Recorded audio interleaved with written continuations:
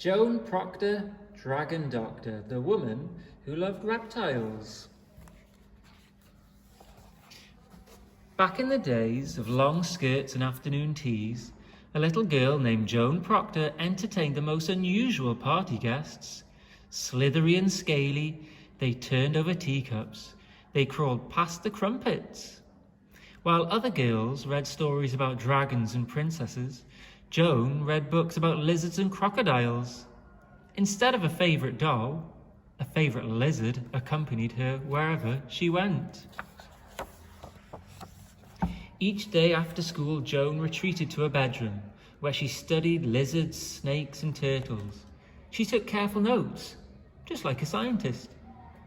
And on the days Joan was too sick to attend school, tiny toes and eager eyes cheered her up. The reptiles were quiet and watchful, just like Joan. For her 16th birthday, Joan received a most curious gift, a baby crocodile. She tied a little ribbon around his waist and took him for a walk. She even brought him to a maths lesson one day. The students shrieked. The teacher recoiled. Apparently, crocodiles were not welcome at school. When Joan grew older, she skipped the parties and dances with her friends. Instead, she sought out the curator of reptiles and fish at the Natural History Museum. There, Joan and the curator talked snakes, scales, size, shape, texture, patterns, and even evolution. Sometimes Joan smuggled in a crocodile, to the delight of the curator. He knew straight away that Joan was special. But soon these carefree days came to an end. Great Britain was at war. Women took up jobs left behind by men. The curator found himself short-staffed at the museum, so he hired Joan as his assistant. Joan flourished at the Natural History Museum.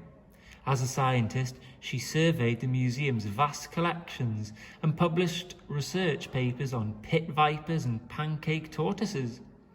As an artist, she created exquisite models and drawings for the reptile exhibits.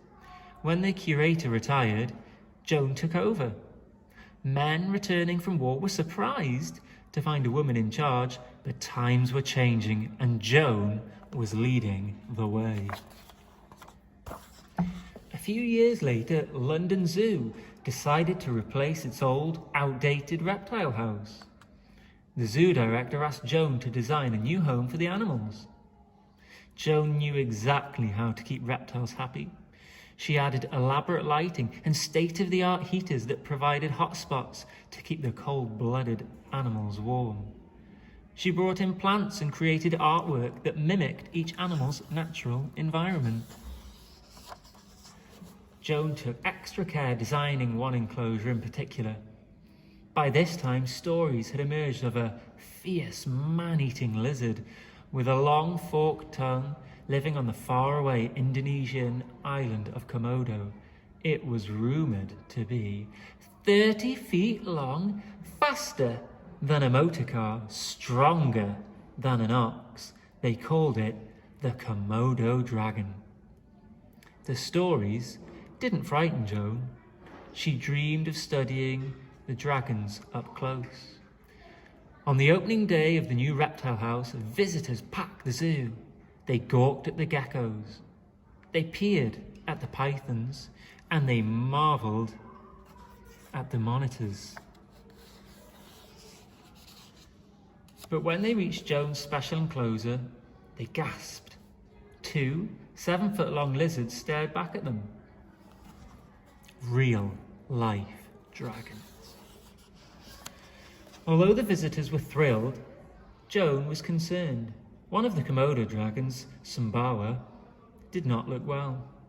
To the shock of the zoo guests, Joan entered the enclosure. She moved Sumbawa to the reptile clinic with the help of 6 nervous keepers. The dragon let Joan clean a sore in his mouth with no fuss at all. In fact, he thanked Joan by licking her face. Joan thought Sumbawa was brave. The keepers thought Joan was brave. News of Joan in the Komodo dragon spread. Reporters flocked to the reptile house with questions. Had she ever been bitten? Was she afraid of the dragons? What kind of woman runs a reptile house? Joan wished the reporters would ask about the animals instead.